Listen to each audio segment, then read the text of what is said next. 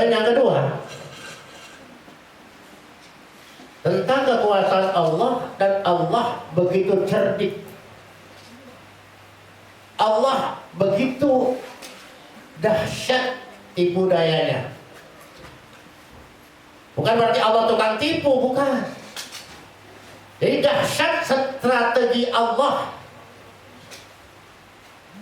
Makanya kalau kita di sana dikurung, ada orang benci sama kita, di sana diteror, di sini diteror. Hidup kita dalam diteror oleh Allah Subhanahu wa taala. Perbanyak kita membaca ma yaftahillahu lin-nasi min rahmatin fala mumsikalaha. Dibiasakan setiap habis sholat 10 kali.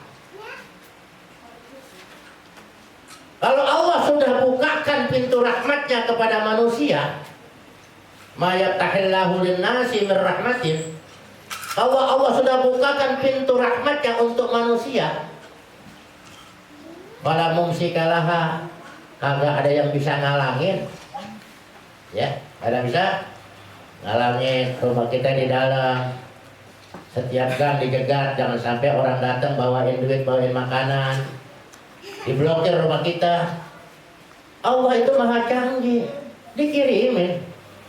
Ya, dikirimin, ditransfer, tahu-tahu gak masuk. Jadi jangan kita merasa putus asa, jangan takut dengan rahmat Allah.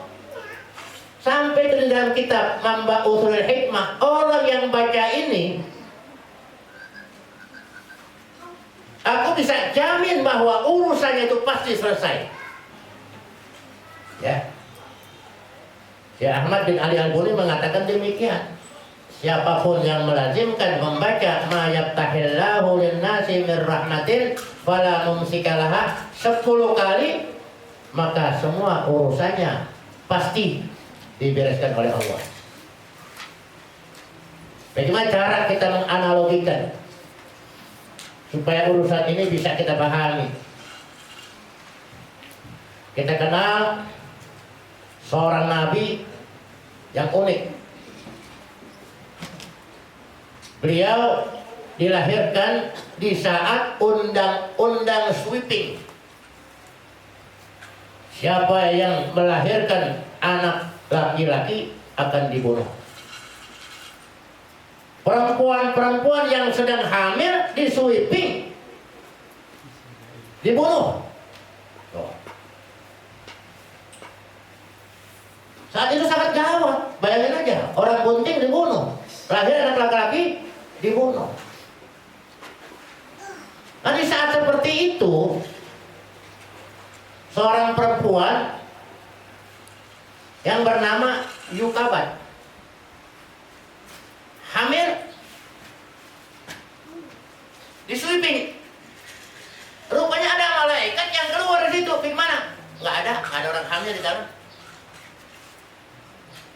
Jadi malaikat itu menyamar sebagai petugas kerajaan di bawah pemerintahan Fir'aun. Udah hamil tua, siap lahir. Singkat cerita, lahirlah itu seorang ibu yang namanya Yukabat, punya suami yang namanya Imron. Ya, karena Musa bin Imron. Lahir. Udah lahir, selamat. Nggak ada suaranya. Kalau ada suaranya, bayi menangis, pasti nanti kena sweeping. Allah samarkan suara sang bayi menangis. Nah, setelah lahir, ini bingung. Bagaimana cara merawatnya? Kalau sehari 2 hari mungkin bisa disembunyikan. Tapi kalau sampai mingguan, bulanan, tahunan, bagaimana caranya? Makanya Allah Subhanahu wa ta'ala memberikan wahyu. Disusui dulu dah, biar anak tenang, jangan nangis. Anak kadang-kadang lepas dari susu, belum kenyang, kasih Nangis, suara tangisannya ini nanti bisa mengundang petugas kerajaan yang ada di bawah kekuasaan Fir'aun, pasti datang. Tetein loh, tetein, susuin biar tenang. Wa in khifti alaihi, kalau kamu khawatir dengan keselamatan bayi ini yang namanya Musa, fa'alqihi fil yammi, lemparin ke sungai, di sungai besar, ya sungai besar, suruh lemparin, bayangin. Baru lahir beberapa jam, belum sampai berhari-hari, lagi sedang sangat sayang-sayangnya, ya. Tapi karena untuk keselamatan putranya, dia ketakutan. Kata Allah, kalau kamu takut, fa'alqihi fil yammi, lemparin. Ya, fil yammi, di sungai yang besar. Sungai apa namanya? Sungai Nil. Sungai Nil ini sungai terpanjang kedua di dunia. Ya. Dia punya panjangnya 6.853 kilo. Di panjang sungai Nil dari Alexandria ke Tanzania, panjangnya 6.853, melewati beberapa negara. Kalau sungai terpanjang ada sungai Amazon, panjangnya 6.992 km. Jakarta Banyuwangi aja 1.000 kilo, ya, 1.000 kilo kurang lebih. Ini 6.853, melewati beberapa negara termasuk Mesir, Sudan, Ethiopia, Uganda, Congo, ya, Kenya, Rwanda, Burundi, dan Tanzania. Lewatin, ya. Ini Nabi Musa ditaruh di peti, bahasanya di peti, di keranjang, ya, di keranjang, dianyutin ke kali yang besar, bayangin. Karena ini perintah Allah. Wa in khifti, kalau kamu khawatir dengan keselamatan anakmu, fa'alqihi fil yammi, ya, lemparin. Kalau kita kan bahasa lempar itu kasar, tapi dianyutin. Wala takhafi, jangan takut. Wala tahzani, jangan sedih. Inna radduhu ilaiki, kami akan kembalikan kepada kamu. Wa ja'iluhu minal mursalin, dan akan dijadikan anakmu itu termasuk salah seorang daripada rasul. Karena ini wahyu Allah, Yukabat, ibunya Nabi Musa begitu yakin ini adalah isyarat dari Allah, wangsit dari Allah, wahyu dan petunjuk dari Allah, dilaksanakan. Nggak ada keraguan, mantap hatinya, anyut.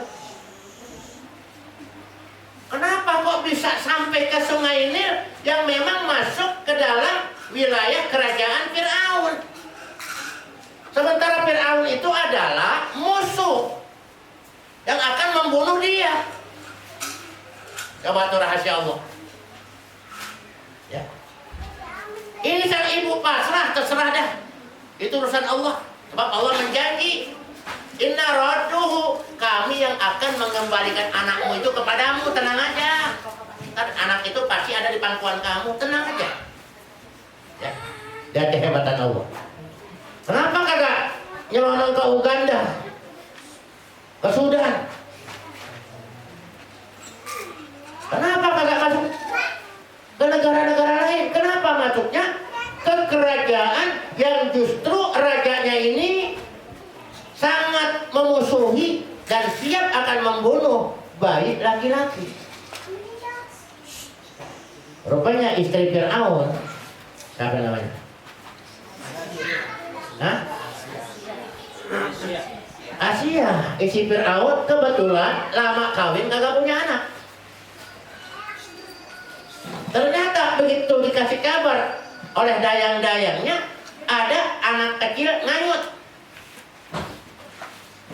Dan dikatakan wa alqaitu alaika mahabbatan minni. Aku lentarkan rasa cinta kepada istri Fir'aun yang namanya Asia, sehingga demen banget anak, udah mungil, lucu, ganteng. Ya. Rambutnya ikal. Ih, gemes kelihatannya ini. Ya. Ini Asia gemes kelihatannya, udah lama dia mendambakan seorang anak, tiba-tiba anak nganyut. Seneng. Dibawa pulang ke istana. Fir'aun lihat. Engkau bawa apa sih ya? Ini ada bayi, lucu banget mungil. Laki perempuan, laki-laki. Marah ini Fir'aun. Mau dibunuh. Karena Asia, ibu angkat Nabi Musa ini udah ada rasa cinta kepada Musa. Jangan. Aku demen banget, aku yang dibunuh ketimbang dia. Kalau orang jatuh cinta kan begitu. Lebih baik aku yang sakit ketimbang kau yang sakit. Lebih baik aku yang menderita ketimbang kau yang menderita. Karena cinta. Ya. Jangan mengatakan, lo mati aja sono. Ya. Nah, karena udah wa'alka itu alaika mahabbatan minni. Makanya perlu dibaca itu wa'alka itu alaika mahabbatan minni. Supaya apa? Supaya orang lihat kita demen banget. Ya. Jadi maksudnya kalau demen segala macam, lah kalau guru didapat muridnya kan enak. Ya. Oh, ibu udah disenengin segala macam. Tuh, kan ada guru yang dibenci, jangan macam dia, kenapa gua sebal lihat dia. Tuh. Makanya guru-guru tuh baca wa'alka itu alaika mahabbatan minni. Tuh, yang pegawai-pegawai baca supaya atasan pada senang. Kalau atasan udah senang agak pakai demo-demo minta kenaikan gaji. Udah, nanti mah diem aja. Ya kan gaji tetap segitu, entar di belakang dikirimin. Kan gitu. Kenapa? Udah ada rasa cinta. Ya. Wa'alka itu alaika mahabbatan minni. Ini Allah yang bilang, ya, aku lontarkan ke hatinya, ya, Siti Asia ini, dan orang yang melihat ada rasa cinta, rasa demen, sayang, gemes lihatnya. Akhirnya digendong lah. Nabi Musa juga Fir'aun juga tertarik, ikut gendong. Udah ikut gendong. Nabi Musa memang udah diberikan wahyu, ini musuhnya Nabi Musa, musuhnya Allah. Ditarik janggutnya Fir'aun, jenggotnya ditarik. Dalam jenggot ditarik, bocah masih kecil, tenaganya hebat banget. Jenggot Fir'aun nih ditarik. Fir'aun, ini jangan-jangan musuh saya ini. Kenapa berani-beranian ini? Orang nggak berani nyolek gua, jenggot gua ditarik. Dijagain lagi ya mak. Siti Asia, jangan pak, jangan. Anak kecil maklum aja. Kagak, ini musuh saya ini. Ya pasti orang yang akan menjatuhkan saya ini orangnya. Ya, coba aja kalau gitu. Taruhin lah satu korma, satu bara api. Nabi Musa mau ngambil korma, ditepak sama malaikat Jibril. Ambillah bara api, langsung masukin ke lidahnya. Makanya namanya bara api kena lidah. Makanya Nabi Musa itu jadi cadel, nggak bisa bilang R, ya L gitu. Kenapa? Itu gara-gara untuk menghindari pembunuhan. Nah, Fir'aun, akhirnya yang dibakar, yang diambil bukan korma, tapi bara api. Makanya begitu menghadapi Fir'aun karena cadel, Nabi Musa minta ditemenin. Siapa? Oleh saudaranya, kakaknya yang bernama Harun. Apa yang bisa kita ambil? Kehebatan Allah, walaupun udah dikepung di mana-mana, udah disweeping kemana-mana, dirazia di mana-mana. Ternyata Allah masih menjaga dirinya, menyelamatkan hambanya, bahkan dikembalikan lagi. Jadi karena memang di Nabi Musa pengen susah air susunya kagak keluar segala macam, dibuatlah pengumuman. Ayo, siapa ibu-ibu yang bisa menyusui anak angkat saya, maka silakan daftar. Ternyata semua orang pada takut, ya. Dengar sayembara begitu, pengumuman begitu, ini si Yukabat, ibunya Musa, daftar datang, ketemu, digendong emang anaknya, Allah kembalikan lagi, inna radduhu, dikembalikan lagi. Jadi makanya Bapak Ibu nggak usah takut, ya, ikutin aja Allah, nanti Allah yang ngatur. Nggak nyasar ke Uganda, nggak nyasar ke Kenya, nggak nyasar ke Sudan, masuknya justru ke istana Fir'aun. Padahal Fir'aun adalah musuh Nabi Musa dan musuh Allah Subhanahu wa Ta'ala. Selamat dari sweeping, masuk ke kandang macan, tetap Allah jaga, Allah selamatkan. Itulah kalau kita paham, jangan kita putus asa, semua akan diatur oleh Allah Subhanahu wa Ta'ala. Allah Maha pinter untuk membuat strategi tanpa diketahui oleh siapapun, ya. Wa makaru makran wa makarna makran wallahu khairul makirin, ya. Allah selamatkan semuanya. Ya. Jadi jangan takut, Bapak Ibu nggak usah takut begini kalau macam itu kehidupan dunia. Dunia nggak ada abadi, namanya darul balwa, tempat cobaan, tempat ujian. Nah, ujian kita kembalikan kepada Allah Subhanahu wa Ta'ala. Jangan takut, jangan gentar, jangan sedih.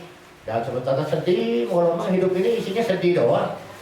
Tetap sedih, begini sedih, begitu sedih. Stres lama-lama, ya. Stres lama-lama. Makanya banyak-banyak baca salawat supaya hati kita tenang, gembira terus. Apa salawatnya? Allahumma salli wa sallim wa barik ala sayyidina Muhammad ghina'i faqri wa hayati ruhi wa sururi qalbi wa najati fid dunya wal akhirah. Ya. Apalagi sekarang udah awal bulan Rabiul Awal, banyak baca salawat. Dikatakan siapa yang rajin baca salawat apabila dia jomblo, Allah temukan jodohnya. Apabila dia miskin, Allah berikan kekayaannya. Apabila dia bodoh, Allah ajarkan ilmunya. Itu dengan baca salawat.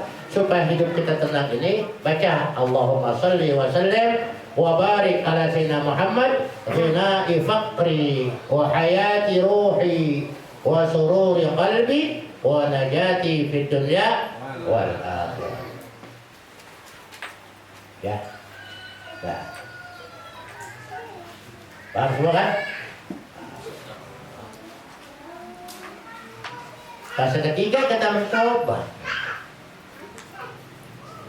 Bagaimana cara menghadapi ujian-ujian yang hebat, demo di mana-mana, rasa ketakutan, rasa kekhawatiran. Ya, coba kita ambil pelajaran satu kisah. Kisah seekor rusa dalam keadaan hamil tua. Berarti sebentar lagi dia akan melahirkan anaknya. Maka dia pergi ke tengah-tengah hutan, bersembunyi dari keramaian, cari tempat yang paling sepi dekat dengan sungai. Ya, kenapa? Sebab banyak darah, dia butuh air. Tempat yang sepi di tengah hutan yang dekat dengan sungai.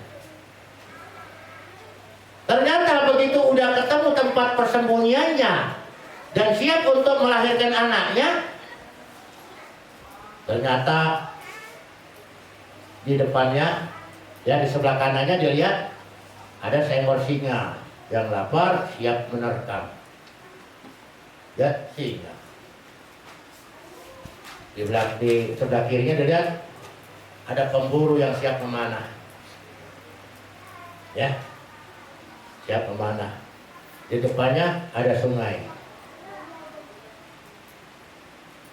Apa yang terjadi? Mau kemana dia? Ya, udah nggak bisa lari. Karena nggak bisa lari, dia pasrah kepada Allah.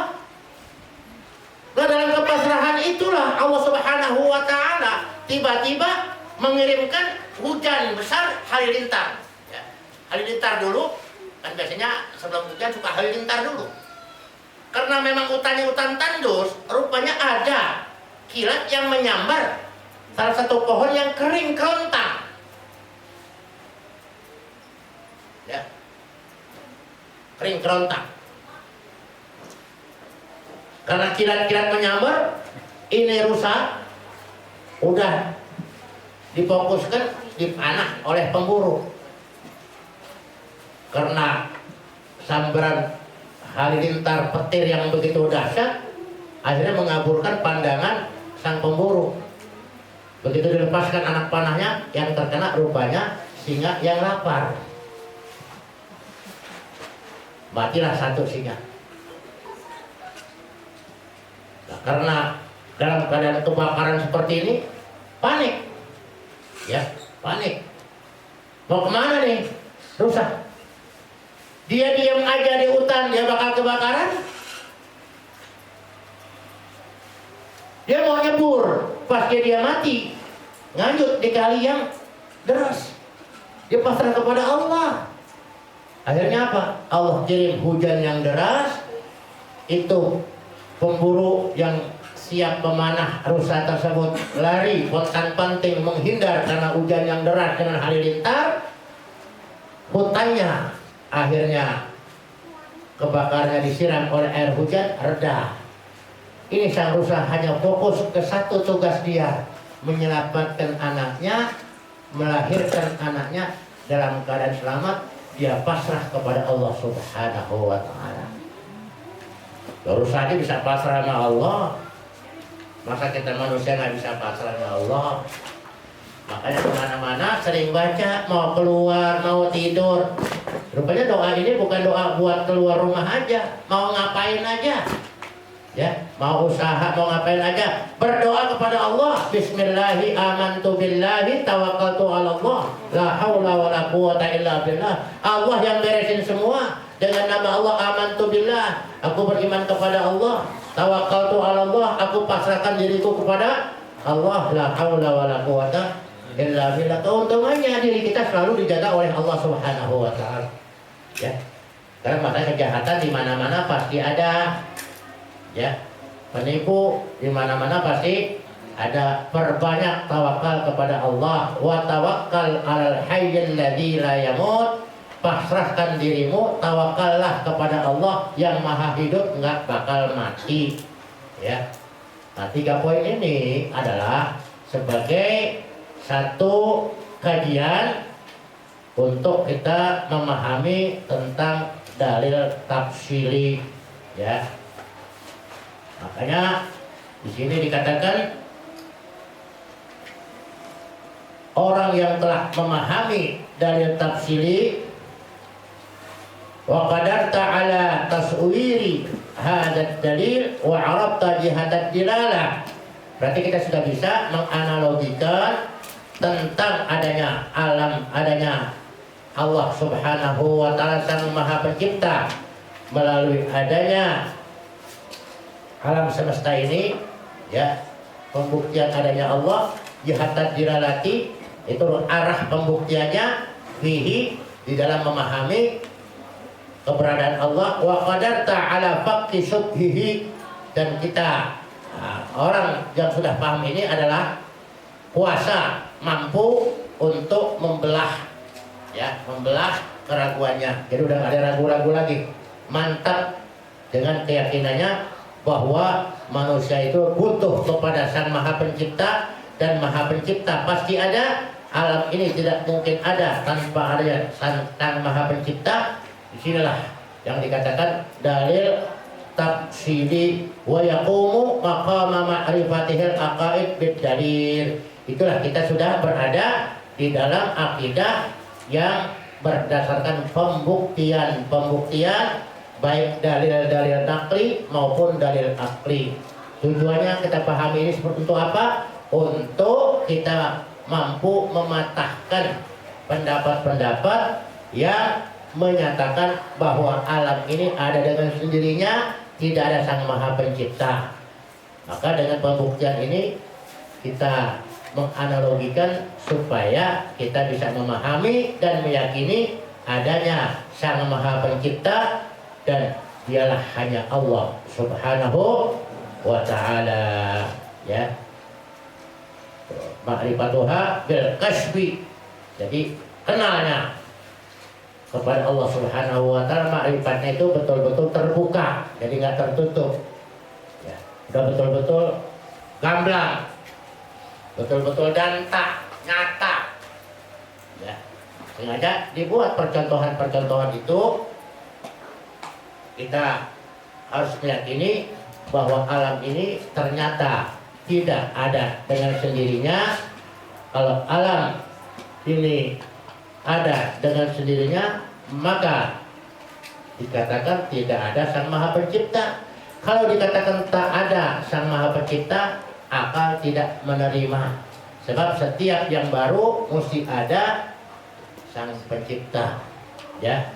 Al-alam kulluha mutaghayyirun wa kullu mutaghayyirin hadithun wa kullu hadithin la budda lahu muhdithun. Wallahu a'lam. Siapa yang mana, silakan.